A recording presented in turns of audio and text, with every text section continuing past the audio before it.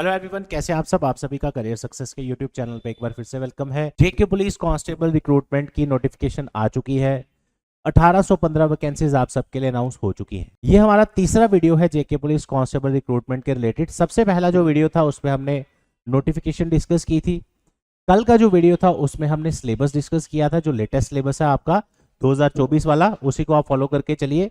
और तीसरी वीडियो आज है हमारी जेके पुलिस कांस्टेबल के जो प्रीवियस पेपर हुआ था, जिसमें करियर सक्सेस के भी काफ़ी स्टूडेंट्स ने अपीयर किया होगा या किया था, और काफ़ी बच्चे उसमें से प्रोविजनल लिस्ट में भी आए हैं, जिनका भी आप अभी नेक्स्ट स्टेज जो है वो मेडिकल वगैरह का वो होने वाला है। तो अब आपके लिए as an first timer aspirant कुछ चीज़ें जानना बड़ा ज़रूरी होता है कि कौन सा फॉर्म निकला है, वो मैंने आपको नोटिफिकेशन में डिस्कस कर दिया। उसका क्या सिलेबस है, वो आपने क्या पढ़ना है, और पिछली बार इसका पेपर कैसा था। इन तीन चीज़ों के अलावा आपको किसी और आप कह सकते हैं वीडियो की जरूरत नहीं है। अगर आप कांस्टेबल की तैयारी करना चाहते हैं, आपको अच्छी तरीके से ये पेपर देख के पता चल जाएगा कि पेपर आपका किस लेवल का आया था और किस तरीके से आ सकता है। तो पिछले पेपर से आपको एक आइडिया मिल जाता है। जो 1 दिसंबर 2024 को पेपर हुआ था पिछले साल कांस्टेबल का।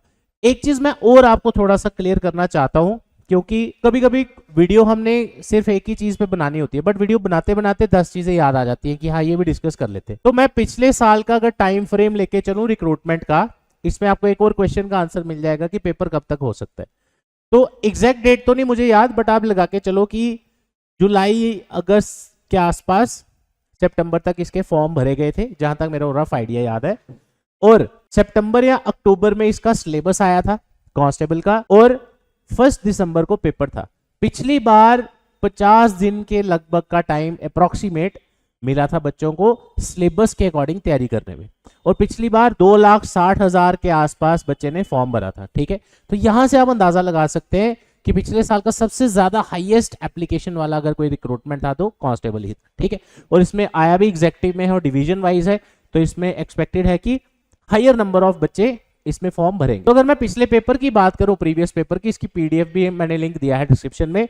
एक ओवरऑल अगर उस पेपर का एनालिसिस करें तो उसको आप ना ही बड़ा आसान बोल सकते हैं ना ही बहुत टफ, तो एक बीच का लेवल, मॉडरेट लेवल आप लेके सकते हैं। अगर मैं अपने अकॉर्डिंगली देखूं तो कंप्यूटर सेक्शन मुझे उसमें मॉडरेट लगी। कुछ क्वेश्चन बिल्कुल typical one liner simple question है, आपने कंप्यूटर पढ़ा भी नहीं हो उस तब भी आप उसका क्वेश्चन निकालो, उस टाइप के भी थे। तो होता क्या है कि ना ही 100 क्वेश्चन आपको आने, 100 के 100 मुश्किल नहीं होते, 100 के 100 आसान नहीं होते।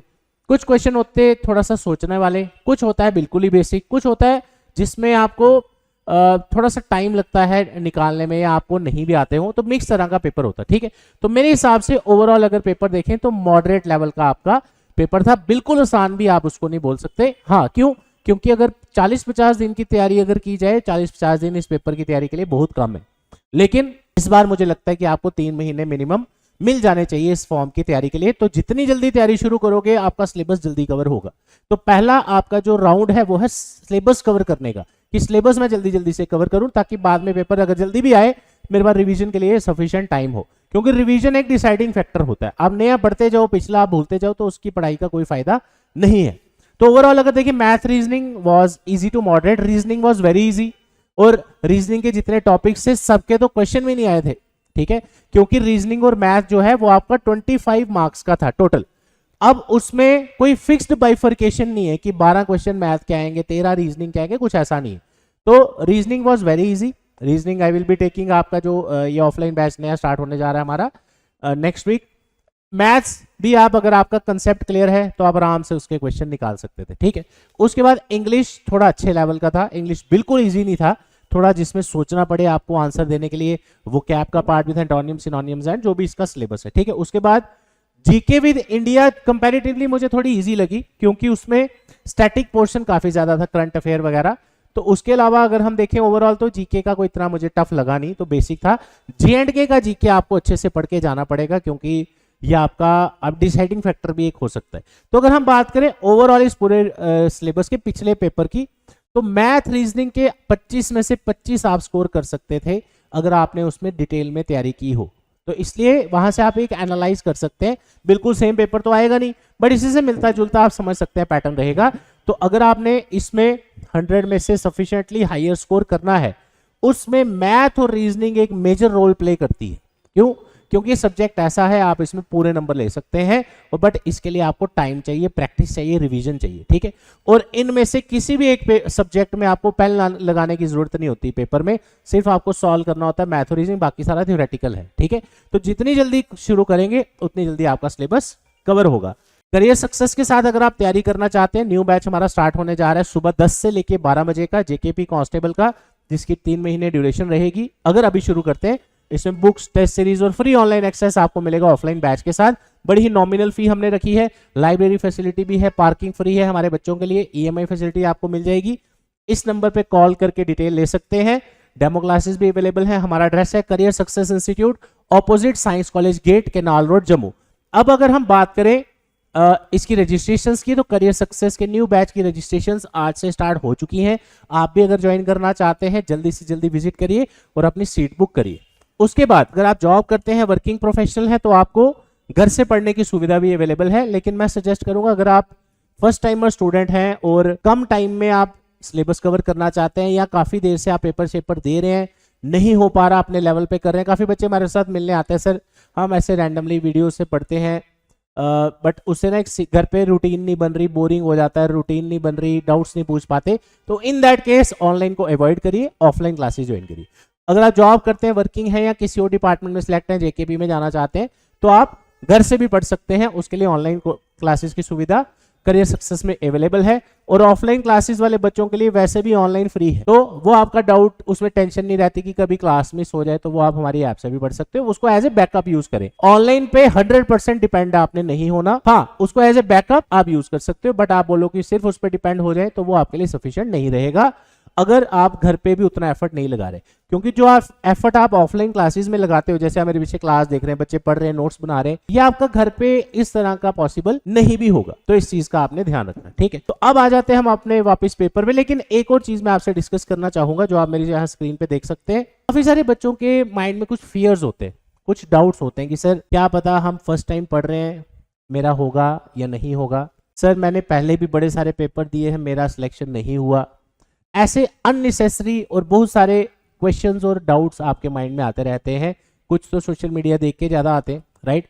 तो आपको सिर्फ आपका जो ध्यान है वो आपका रिजल्ट पे नहीं होना चाहिए, वो आपका जो आपका एफर्ट है, रोज जो आपने मेहनत करनी है, उस पर ध्यान होना चाहिए। उससे क्या होगा, आप अपना प्रिपरेशन जारी रखेंगे, हार्डवर्क करते रहेंगे, तो आपका अननेसेसरी चीजों में डाउट्स और आपके माइंड की डाइवर्जन नहीं होगी। अपनी मेहनत पे ध्यान दें, पढ़ाई पे ध्यान दें, इन चीजों को अवॉइड करें। तो अपना जो गोल बनाया है आपने, ऐसा ना हो कि हर नया रिक्रूटमेंट आए आप उसको नया गोल बनाएं। इस रिक्रूटमेंट का अगर हिस्सा बनने जा रहे हैं, इसी को एग्जाम को क्वालिफाई करना है, ये आज टारगेट बना के आप अपनी तैयारी कर सकते हैं। और मैं अगर आपको बताऊं, करियर सक्सेस के काफी सारे बच्चे फर्स्ट टाइमर एस्पिरेंट्स हैं, जो sub inspector, junior assistant, bank, SSC, पिछले कांस्टेबल आप ले लो, तो काफी बच्चे फर्स्ट टाइमर भी हमारे सिलेक्ट होते हैं। तो इससे क्या होता है, ये पता चल जाता है कि बच्चा मेहनत कर रहा है, डेडिकेशन के साथ तैयारी कर रहा है, वो बड़ा जरूरी है। मेरे पीछे आप स्क्रीन पे देख ही पा रहे होंगे। अब ये पेपर आप पूरा डाउनलोड भी कर सकते हैं करियर सक्सेस जम्मू की वेबसाइट पे।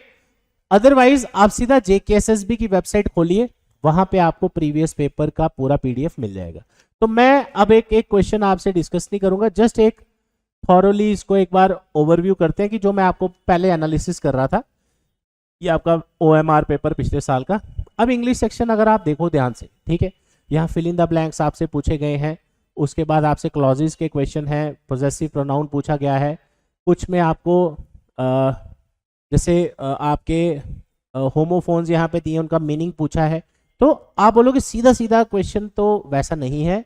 अगर आपने इंग्लिश में अच्छी कमांड है आपकी, तो आप इसको आराम से कर सकते हैं। अगर आपने डिटेल में स्टडी नहीं की है, डाउट्स वगैरह आपने क्लियर नहीं किए हैं कि कहाँ पे क्या इस चीज़ का ध्यान रखना है, फिर आपको दिक्कत आ सकती है।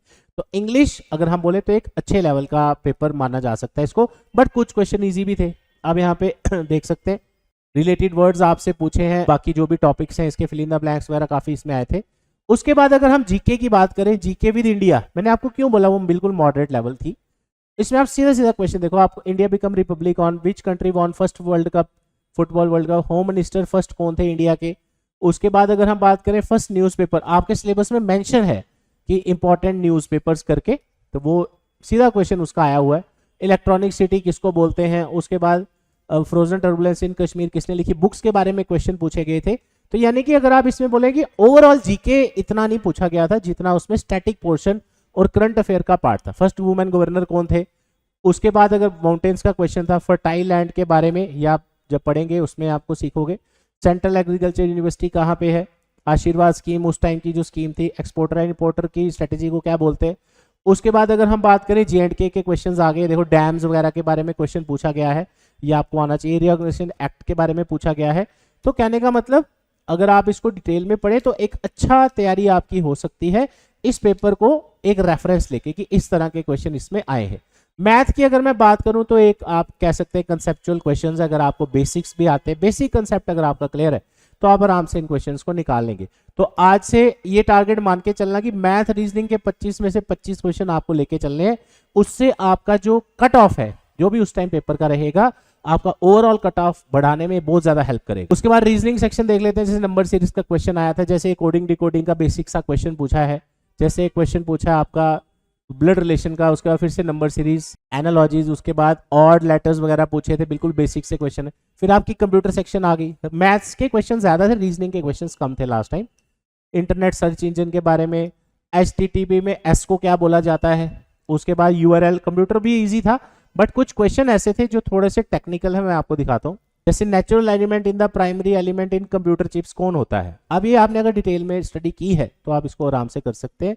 उसके बाद जैसे कंपाइलर का क्वेश्चन है, काफी बच्चे प्रोग्रामिंग लैंग्वेज बैकग्राउंड से नहीं होते। अब अगर आप कंप्यूटर पढ़ रहे होंगे उसमें प्रोग्रामिंग लैंग्वेज का कंपोनेंट आता है, उसके अंदर अगर आप पढ़ेंगे तो आपको क्लियर हो जाएगा क्या पूछा आपसे। फिर एक्सेल के फॉर्मूला वगैरह के बारे में पूछा है, MS विंडोज क्या है, ऑपरेटिंग सिस्टम है क्या है, वो सारा यहाँ पे ऑप्शन दिए।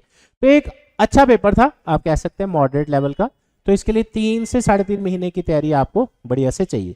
अब ये पेपर आप डाउनलोड करना चाहते हैं JKSSB की साइट से भी कर सकते हैं, वहां पे भी आजकल प्रीवियस पेपर आ चुके हैं 2024-25 के। करियर सक्सेस की वेबसाइट का जो लिंक है पेपर का मैंने डिस्क्रिप्शन में दिया है, वहां से आप चेकआउट कर सकते हैं। तो इस वीडियो में इतना ही, मिलते हैं आपसे अगली वीडियोस में। और किसके रिलेटेड आपको अगली वीडियोस चाहिए वो भी मुझे कमेंट्स में बताते जाइए। Thank you so much, all the best.